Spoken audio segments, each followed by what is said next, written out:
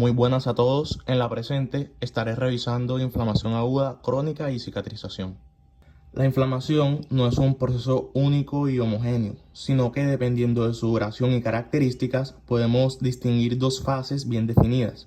La primera es la inflamación aguda, que como su nombre lo indica, tiene una evolución breve y se caracteriza por tres eventos fundamentales que ocurren de forma casi inmediata ante una lesión: la exudación de líquido hacia el tejido afectado, la salida de proteínas plasmáticas al espacio intersticial, lo que clínicamente conocemos como edema, y la migración de neutrófilos al sitio de la injuria, que son las primeras células del sistema inmune en llegar a combatir el agente agresor.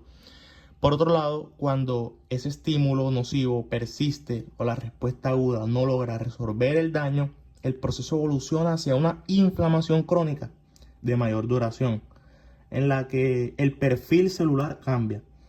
Ahora lo que predominan son los linfocitos y macrófagos, que sostienen una respuesta inmune más prolongada. Esta fase crónica trae consigo consecuencias tisulares importantes como la fibrosis, la proliferación de vasos sanguíneos, proceso conocido como angiogénesis, y en casos más severos incluso necrosis del tejido afectado. Para comprender mejor las diferencias, resulta útil realizar una comparación. Los propios nombres nos dan pues una pista sobre su origen, sobre su significado.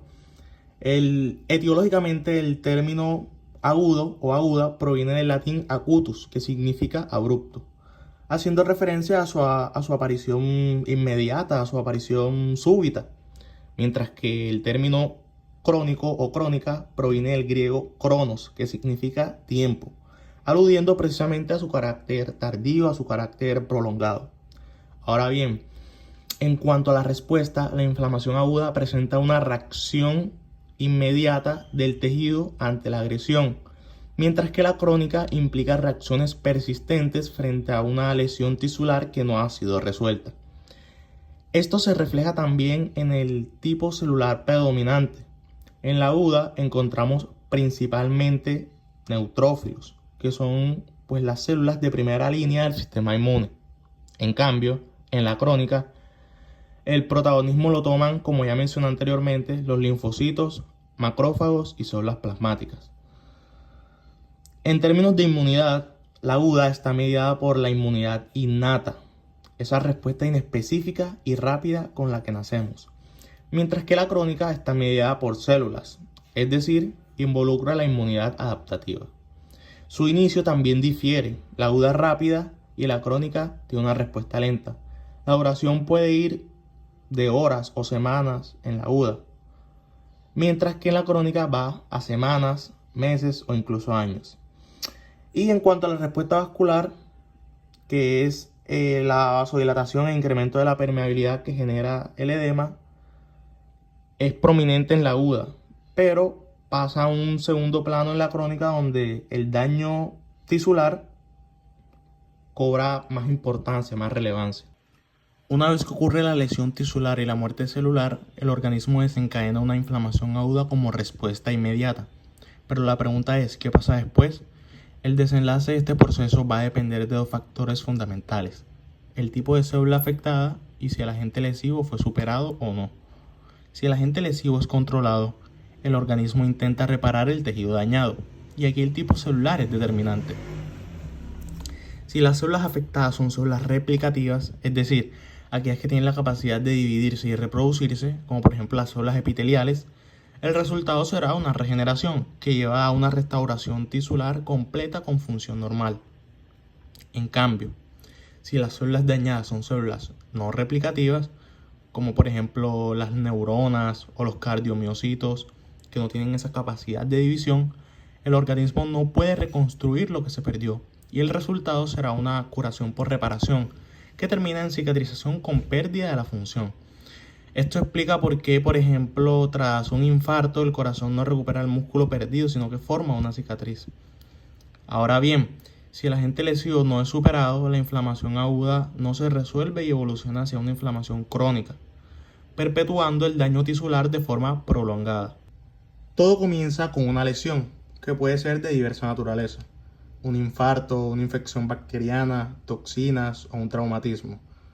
Ante esa agresión, el organismo responde con una inflamación aguda, caracterizada por cambios vasculares, reclutamiento de neutrófilos y liberación de mediadores químicos.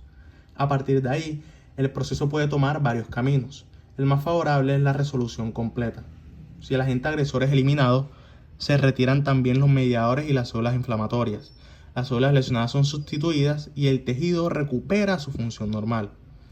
Sin embargo, si la inflamación aguda genera una acumulación importante de neutrófilos y tejido necrótico, puede formarse un absceso, es decir, una colección de pus, que también puede curar, aunque con mayor dificultad. Por otro lado, si la lesión persiste o el agente causal no puede ser eliminado, como ocurre por ejemplo en infecciones víricas, en enfermedades autoinmunes o en lesiones crónicas, la inflamación aguda progresa hacia una inflamación crónica. Esta se caracteriza por angiogénesis, infiltrado de células mononucleares y la formación de fibrosis o cicatriz. Y precisamente esa fibrosis es el desenlace final en muchos casos esta fibrosis es el desenlace final en muchos de estos casos. Básicamente el tejido original es reemplazado por tejido conectivo, con la consiguiente pérdida de función. Del lado izquierdo vemos los desencadenantes de la inflamación aguda y la variedad es muy amplia, desde una reacción alérgica, exposición a irritantes químicos, una quemadura, un traumatismo, una infección, hasta algo cotidiano como un corte o una lesión por congelamiento como el frostbite. Entonces esto básicamente nos habla de que la inflamación aguda es una respuesta universal del organismo ante prácticamente cualquier tipo de agresión sin importar su naturaleza.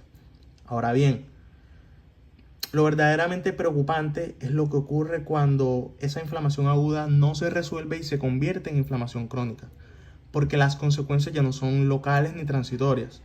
La inflamación crónica ha sido vinculada con algunas de las enfermedades más prevalentes y devastadoras de nuestra época. Enfermedades cardiovasculares, artritis reumatoide, enfermedades autoinmunes, enfermedades neurológicas e incluso el cáncer. Esto nos permite entender por qué la inflamación crónica hoy en día es uno de los grandes ejes de la medicina moderna, ya que subyace silenciosamente en patologías que a primera vista parecerían no tener ninguna relación entre sí. El organismo no solo combate la lesión, sino que también se encarga de limpiar y comenzar la reconstrucción del tejido dañado. Todo parte del vaso sanguíneo, que aporta dos elementos fundamentales: células y líquido con proteínas. Por un lado, el líquido y las proteínas que salieron al intersticio durante la inflamación no se quedan acumulados para siempre. El sistema linfático los recoge y los drena, lo que explica por qué, por ejemplo, en el edema cede una vez que la inflamación empieza a resolverse. Lo que esto explica por qué el edema para, por qué el edema disminuye. En cuanto a las células del vaso sanguíneo salen neutrófilos y monocitos. Los neutrófilos son los primeros en actuar, fagocitando microorganismos, tejido necrótico. Los monocitos, una vez que llegan al tejido, se van a convertir o a diferenciar en macrófagos, que son células mucho más potentes, mucho más versátiles. También fagocitan microbios, debris celular, pero además tienen un rol crucial, un papel importante en la siguiente etapa. ¿Por qué? Porque estos van a liberar factores de crecimiento. Y es aquí donde ocurre algo significante. Esos factores de crecimiento estimulan dos procesos paralelos esenciales para la reparación. Por un lado, promueven la formación de nuevos vasos sanguíneos, lo que conocemos como angiogénesis, para asegurar el aporte de oxígeno y nutrientes al tejido en regeneración. Por otro lado, activan a los fibroblastos, que son las células encargadas de sintetizar colágeno y reconstruir la arquitectura del tejido. El resultado final de todo este proceso es lo que denominábamos reparación. Hasta ahora hemos mencionado varias veces el edema como una consecuencia de la inflamación, pero es importante profundizar en este concepto. ¿Por qué? Porque no todo edema es igual y hay que tener en cuenta pues las diferencias. Hay que saber distinguirlos porque cada uno tiene de una u otra manera implicaciones clínicas importantes, relevantes. Entonces, ¿Qué es el edema? El edema es la acumulación de líquido en el intersticio o en cavidades serosas y puede originarse por mecanismos distintos, lo que nos da dos tipos fundamentales de líquido: el exudado y el trasudado. El exudado es un líquido de origen inflamatorio. Se caracteriza por tener una alta concentración de proteínas, restos celulares, precisamente porque se forma cuando los mediadores inflamatorios aumentan la permeabilidad vascular, permitiendo que proteínas grandes y células escapen del torrente sanguíneo hacia el tejido. Cuando vemos un exudado, sabemos que hay un proceso inflamatorio activo detrás de este. En cambio, el trasudado no tiene origen inflamatorio, no es un líquido de origen inflamatorio, es un líquido con baja concentración de proteínas y se produce por un desequilibrio osmótico o hidrostático. Por ejemplo, cuando la presión dentro del vaso es muy alta, como por ejemplo en la insuficiencia cardíaca, o cuando hay muy pocas proteínas en sangre, como por ejemplo en una desnutrición severa o en la cirrosis hepática. El líquido sale, pero no porque el vaso esté dañado, sino porque las fuerzas que normalmente lo retienen están alteradas. Y por último, pero no menos importante, no podemos dejar de hablar del pus, que no es más que un exudado inflamatorio especialmente rico en leucocitos y restos de células muertas. Y cuando vemos lo deberíamos asociar casi siempre a una infección bacteriana, donde los neutrófilos han llegado a esa masa, han llegado a ese sitio y han muerto combatiendo al agente agresor. En condiciones normales existe un equilibrio perfecto entre dos fuerzas opuestas dentro del vaso sanguíneo: la presión hidrostática, que empuja el líquido hacia afuera del vaso, y la presión osmótica coloidal, ejercida principalmente por las proteínas plasmáticas, que retienen el líquido dentro.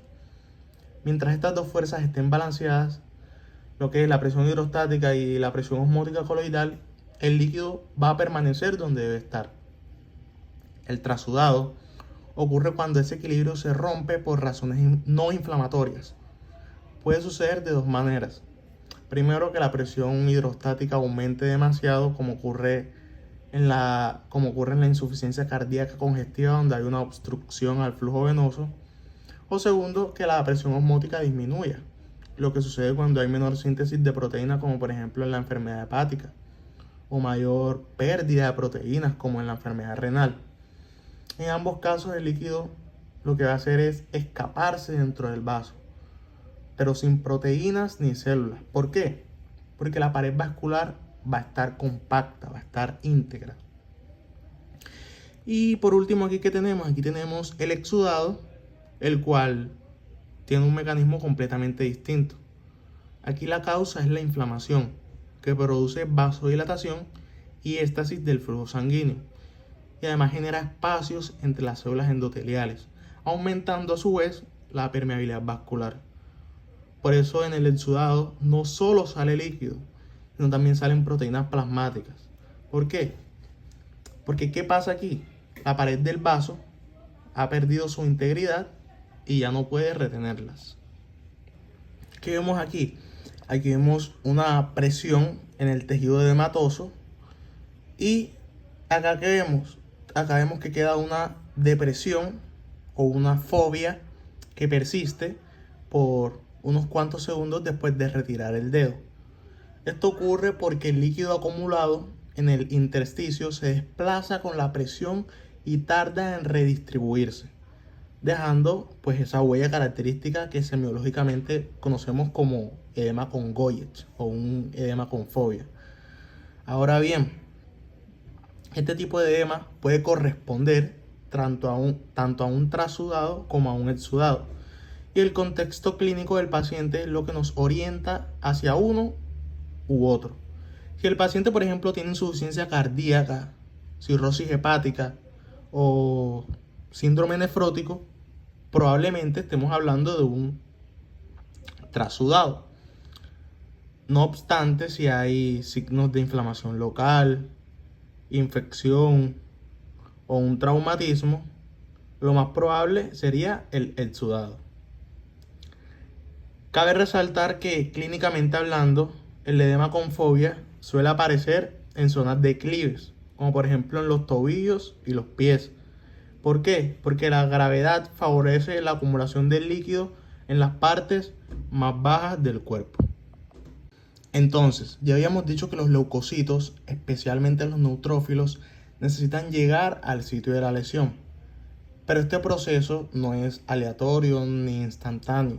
Es un viaje coordinado que ocurre en etapas secuenciales y ordenadas, conocido como la extravasación de leucocitos. Todo comienza con la marginación. Normalmente los leucocitos circulan por el centro del vaso sanguíneo, lejos de la pared. Sin embargo, cuando hay inflamación y el flujo se enlentece por la vasodilatación, los leucocitos empiezan a desplazarse hacia la periferia del vaso, acercándose al endotelio. O sea, es como si se movieran del carril central al carril de la orilla. Una vez en la periferia, comienza la rodadura. Los leucocitos empiezan a rodar lentamente sobre la superficie del endotelio, frenados por moléculas de adhesión que se llaman selectinas. Es un contacto débil, intermitente, como si el leucocito estuviera tanteando el terreno. Luego viene la adhesión endotelial, también llamada pavimentación. Las señales inflamatorias activan otras moléculas de adhesión más potentes, que son las integrinas, que fijan firmemente el leucocito a la pared del vaso. En este punto el leucocito ya no rueda, sino que queda adherido al endotelio, tapizándolo como si fuera un pavimento. De ahí es porque viene el nombre, de ahí viene el nombre. Siguiente paso, diapedesis. El leucocito ya pegado, ya adherido, se abre entre las células endoteliales y atraviesa la pared del vaso hacia el intersticio. O sea, es como literalmente una célula abriéndose camino a través de una barrera. Y finalmente la migración.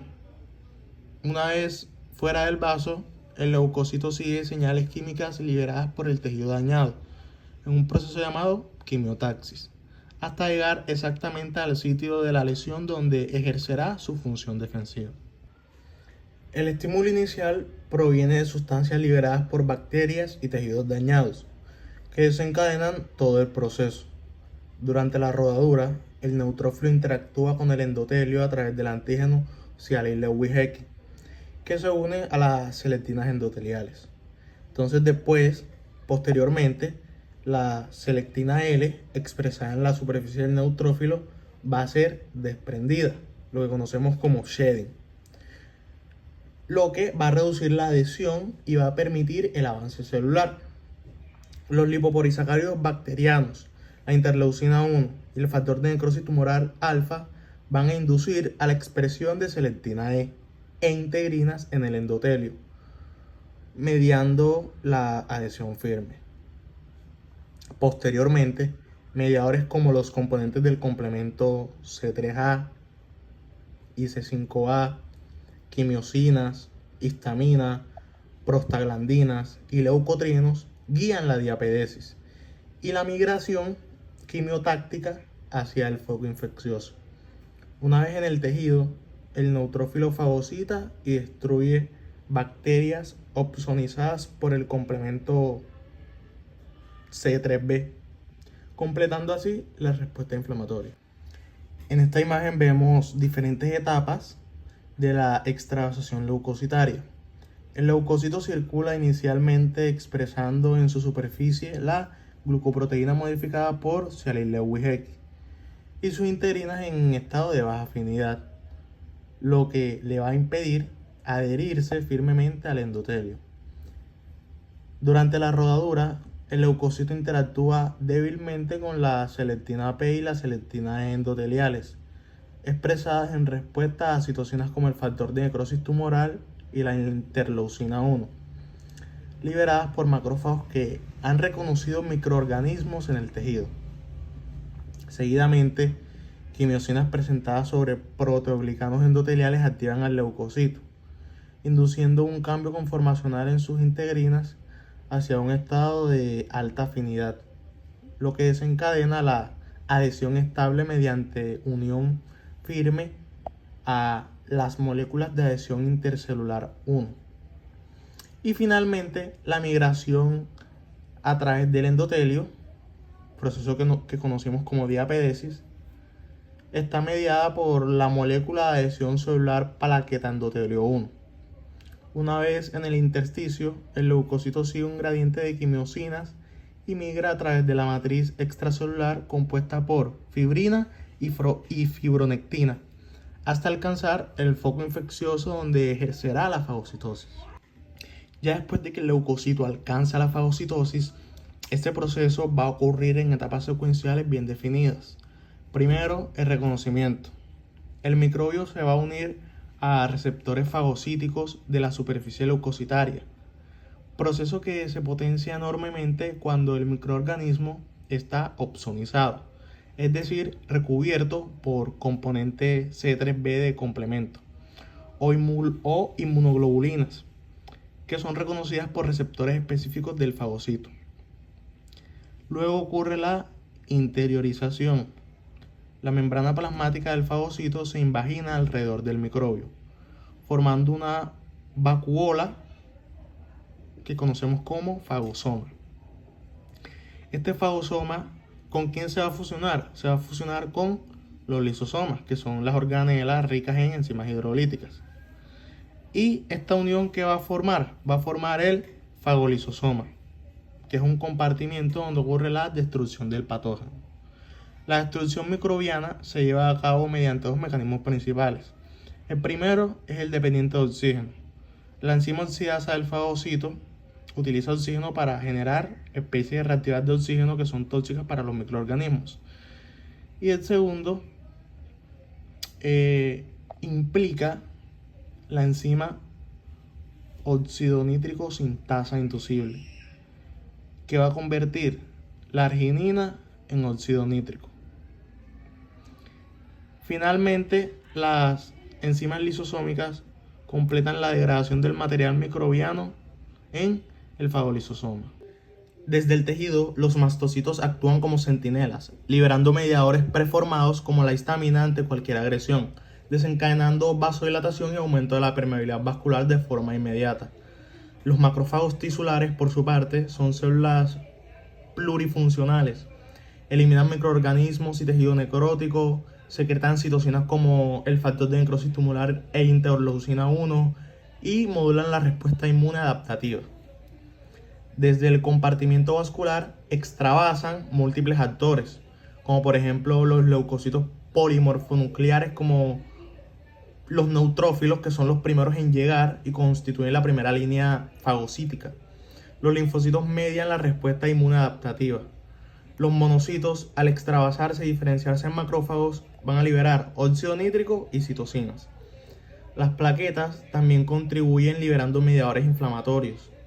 Las proteínas plasmáticas incluyen el sistema del complemento fundamental para la opsonización, la eliminación microbiana, los factores de coagulación y los quininógenos, precursores de las bradiquininas, que son potentes mediadores de la vasodilatación y el dolor también.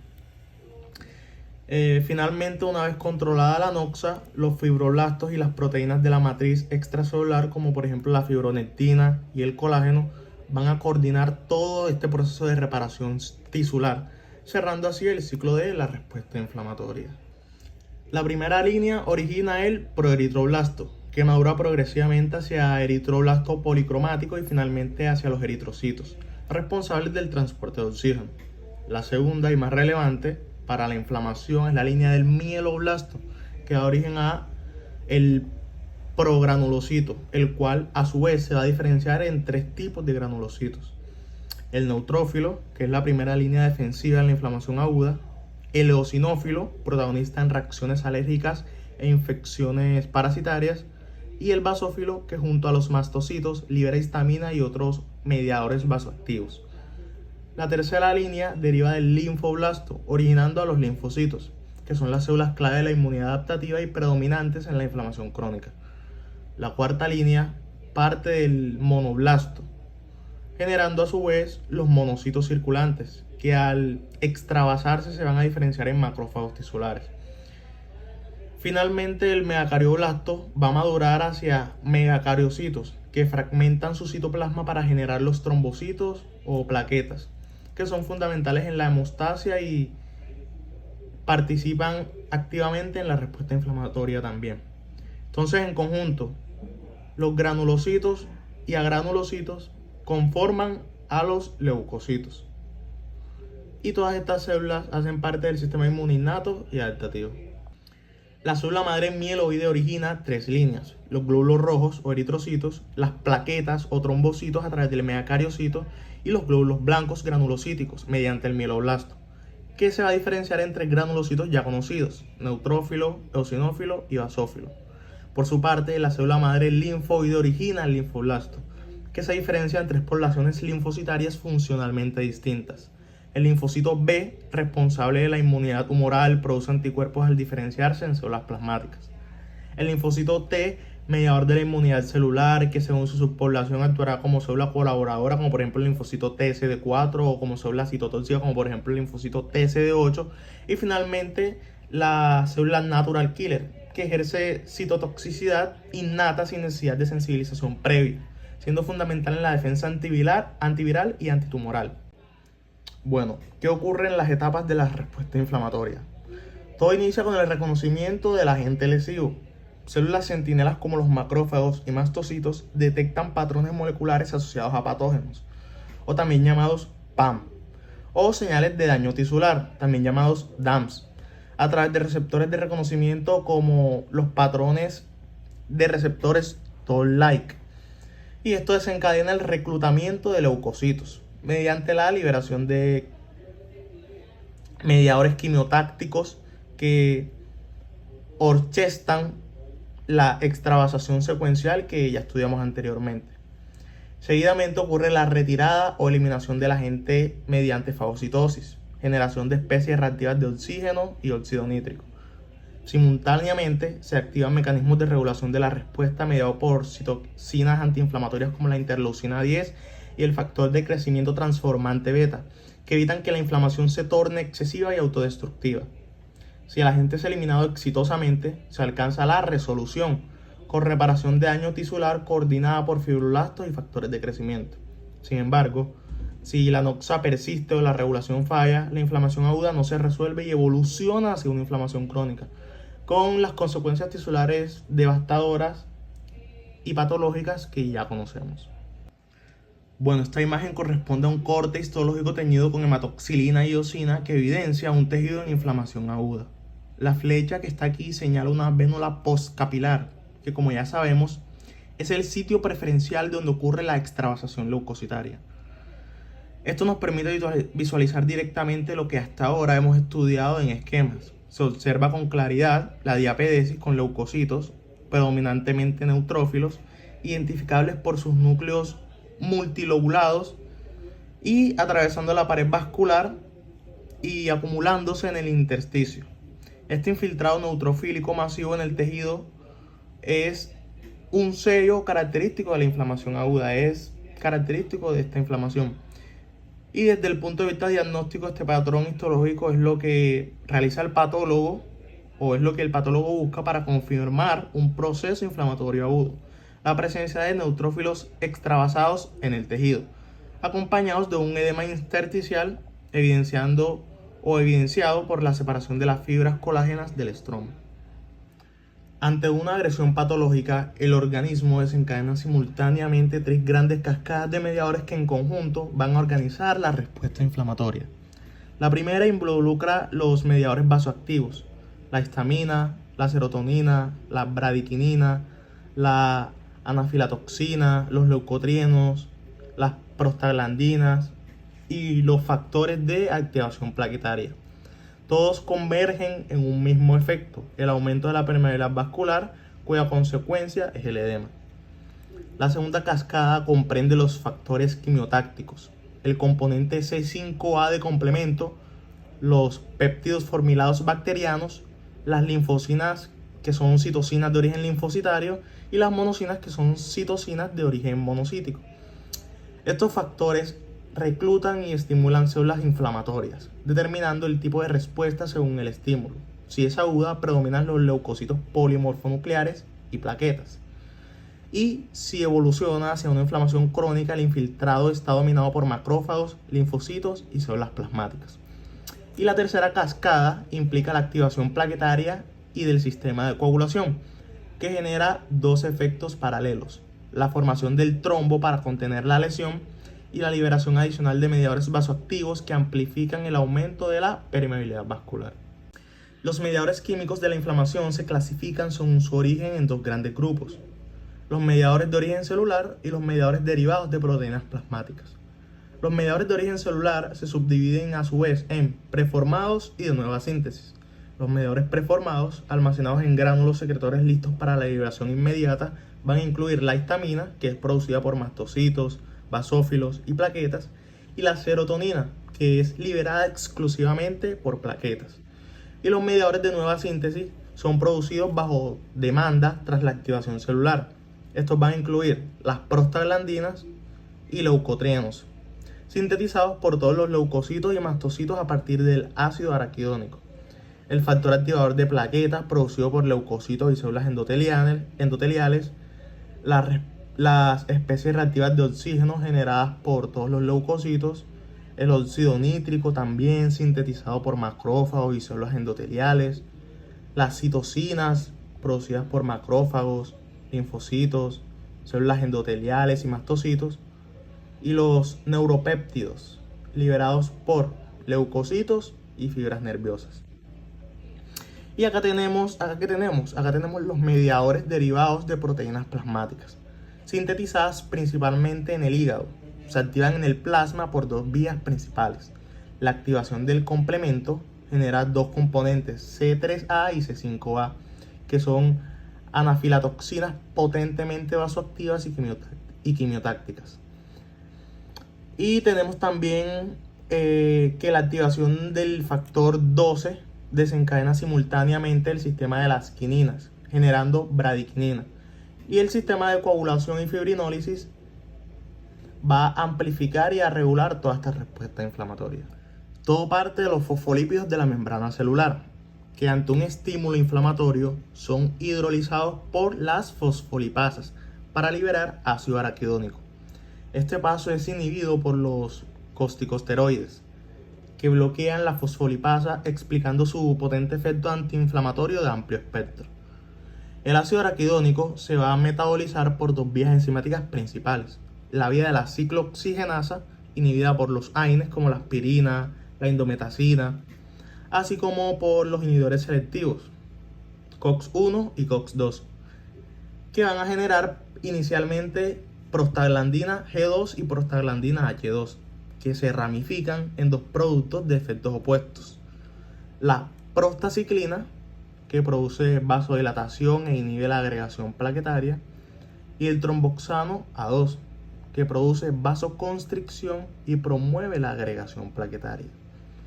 Adicionalmente, se generan PGD2 y PGE2, que producen vasodilatación y aumento de la permeabilidad vascular. La vía de la 5-lipoxigenasa genera inicialmente 5-HPETE, que se convierte en leucotrieno A4. Este se ramifica hacia el leucotrieno B4, que es un potente agente quimiotáctico. Se puede ramificar hacia el leucotrieno B4 o hacia los leucotrienos cisteinílicos, como el LTC4, LTD4 y LTE4, responsables de la vasoconstricción, el broncoespasmo y aumento de la permeabilidad vascular, de gran relevancia en enfermedades como por ejemplo el asma. Y finalmente la 12-lipoxigenasa genera lipoxinas A4 y B4, que paradójicamente inhiben la adhesión y la quimiotaxis de neutrófilos, actuando como señales endógenas de resolución de la inflamación. Esta tabla resume de forma práctica los eicosanoides, denominados así por derivar del ácido araquidónico, un ácido graso de 20 carbonos. La vasodilatación es mediada por la prostaciclina PG12, la prostaciclina E1, la prostaciclina E2 y la prostaciclina D2. lo que explica por qué el eritema y el calor local son característicos de la inflamación. La vasoconstricción es un efecto opuesto. Es producida por el tromboxano A2 y los leucotrienos A4, D4 y E4, importantes en patologías como el broncoespasmo asmático. El aumento de la permeabilidad vascular, responsable del edema inflamatorio, es mediado específicamente por los leucotrienos C4, D4 y E4. Y finalmente la quimiotaxis y la adhesión leucocitaria, es decir, el reclutamiento dirigido de neutrófilos al foco inflamatorio, depende únicamente del leucotrieno B4. Esta tabla tiene una implicación farmacológica además, ya que los AINES, al inhibir la ciclooxigenasa, van a bloquear la producción de prostaglandinas y tromboxanos, mientras que los antileucotrienos, como por ejemplo el montelukast, actúan sobre la vía de la lipoxigenasa, siendo importantes en el tratamiento de enfermedades como por ejemplo el asma. Aquí tenemos los efectos del factor de necrosis tumoral y la interleucina 1, las dos citocinas proinflamatorias maestras, liberadas principalmente por macrófagos activados ante productos bacterianos, complejos inmunes, toxinas, daño físico u otras citocinas. Sobre el endotelio, el factor de necrosis tumoral e interleucina 1 van a incrementar la adhesión leucocitaria, van a estimular la síntesis de prostaciclina, van a aumentar la actividad procoagulante, van a reducir la actividad anticoagulante e inducir la expresión de interleucina 1, interleucina 6, 8 y factor de crecimiento derivado de plaquetas, amplificando la cascada inflamatoria. A nivel sistémico, es decir, efectos de fase aguda, van a generar fiebre por estimulación hipotalámica, somnolencia, anorexia, inducción de proteínas de fase aguda como la proteína C reactiva, van a generar también neutrofilia periférica y en casos severos efectos hemodinámicos que pueden conducir a un shock séptico. Y sobre los fibroblastos, estimulan proliferación.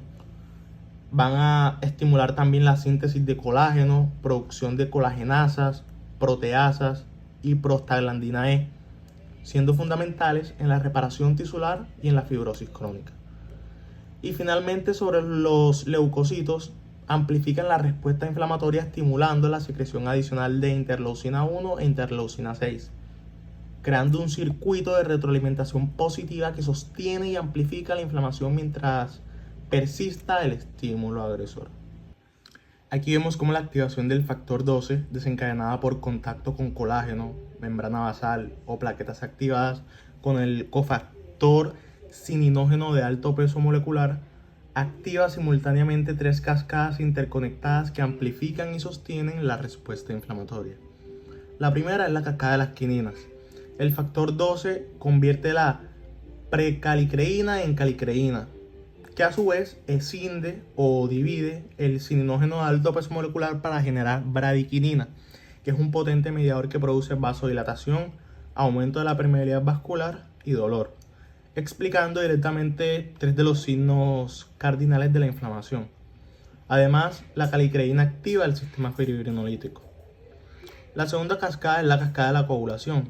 El factor 12A activa secuencialmente el factor 11, 11A, 10 y 10A, que convierte la protombina en trombina, la cual transforma el fibrinógeno en fibrina y fibrinopéptidos, generando el trombo hemostático y mediadores proinflamatorios adicionales.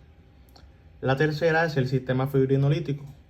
La calicreína convierte el plasminógeno en plasmina, que degrada la fibrina en productos de degradación de fibrina, con propiedades vasoactivas. Y además activa directamente la cascada de complemento, convirtiendo C3 a C3A, generando anafilatoxinas y amplificando aún más la respuesta inflamatoria. En conjunto, estas tres cascadas ilustran perfectamente cómo inflamación, coagulación y fibrinolisis son procesos íntimamente relacionados y no aislados.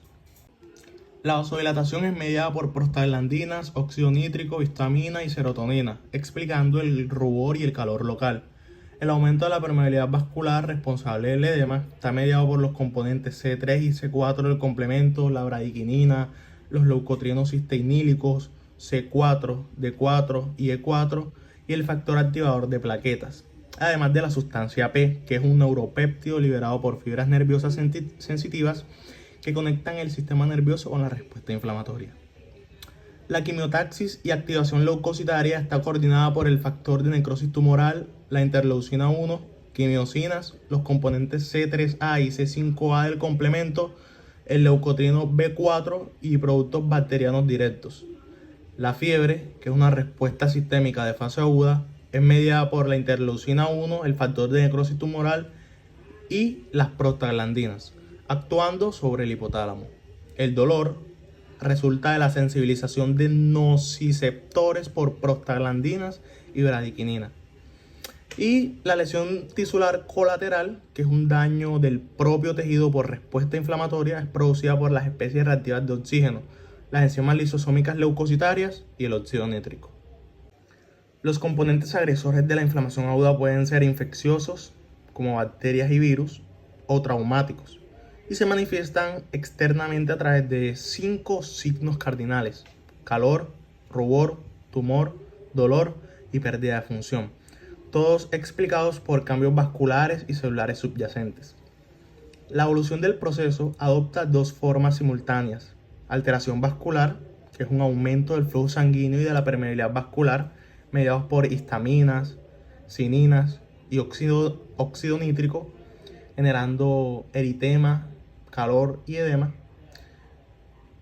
Y el cambio celular, que comprende la secuencia de marginación, rodadura por selectinas, adhesión y transmigración por integrinas, inducidas a su vez por la interleucina 1, el factor de necrosis tumoral y ciertas quimiosinas. También tenemos la migración leucocitaria guiada por quimiotaxis, activación leucocitaria por metabolitos del ácido araquidónico y citocinas.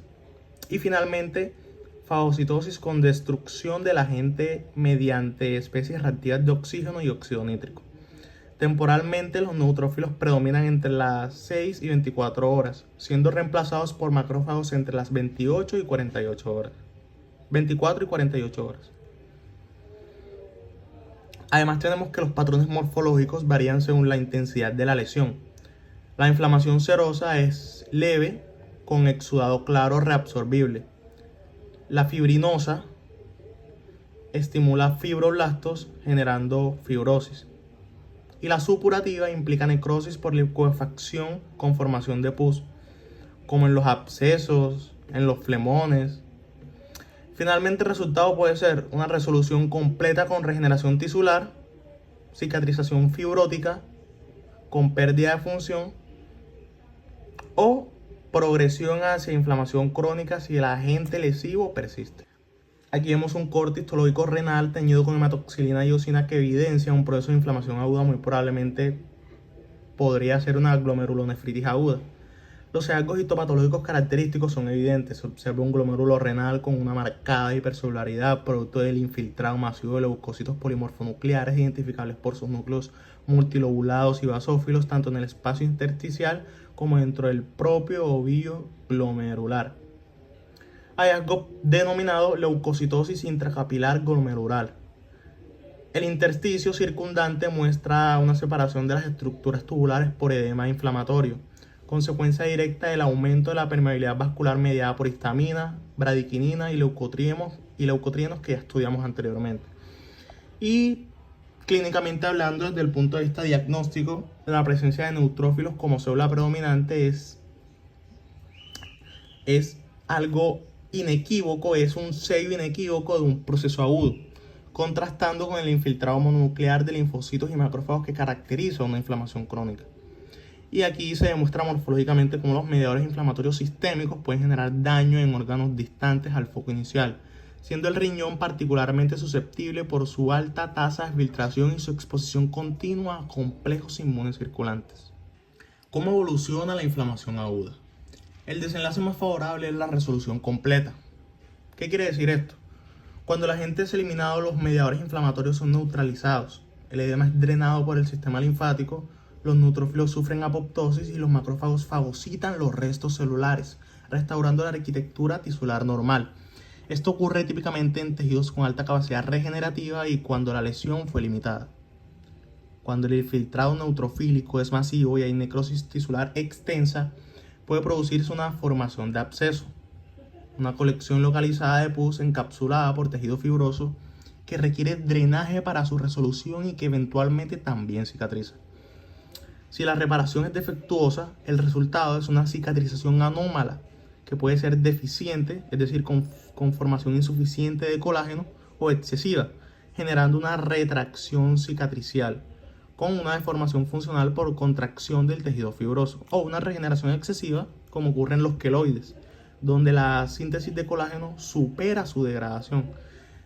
Y si el agente lesivo no es eliminado, la respuesta inmune es incapaz de resolverlo, la inflamación aguda progresa hacia una inflamación crónica o granulomatosa caracterizada por infiltrado mononuclear persistente, angiogénesis, que es la formación de nuevos vasos sanguíneos, y la fibrosis progresiva, con las consecuencias devastadoras sobre la función orgánica que ya conocemos. La inflamación aguda puede evolucionar hacia 3 desenlaces: reparación tisular local, generalización sistémica del proceso que puede resolverse o culminar en muerte del paciente por una sepsis o un fallo multiorgánico, o instalación de una inflamación crónica, cuando los mecanismos de resolución son insuficientes para eliminar el agente agresor. La inflamación crónica se define por su persistencia y se establece fundamentalmente ante 3 escenarios. El primero es la infección persistente por microorganismos intracelulares como por ejemplo el Mycobacterium tuberculosis, el treponema o hongos, que al evadir los mecanismos fagocíticos convencionales generan una respuesta inmune sostenida, típicamente de tipo granulomatoso mediada por linfocitos TCD4 y macrófagos activados. El segundo escenario es la exposición prolongada a materiales inertes no degradables, como el asbesto, sílice, que al no poder ser eliminados por fagocitosis mantienen activados de forma crónica a los macrófagos, perpetuando la liberación del factor de necrosis tumoral, la interleucina 1 y el factor de necrosis tumoral kappa beta, con fibrosis progresiva como consecuencia.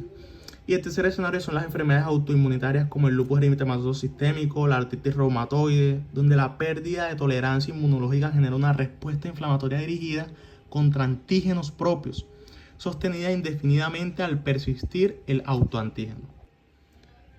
Aquí tenemos las principales enfermedades que cursan con inflamación granulomatosa crónica, un patrón histológico específico caracterizado por la acumulación organizada de macrófagos activados, que se llaman células epiteloides,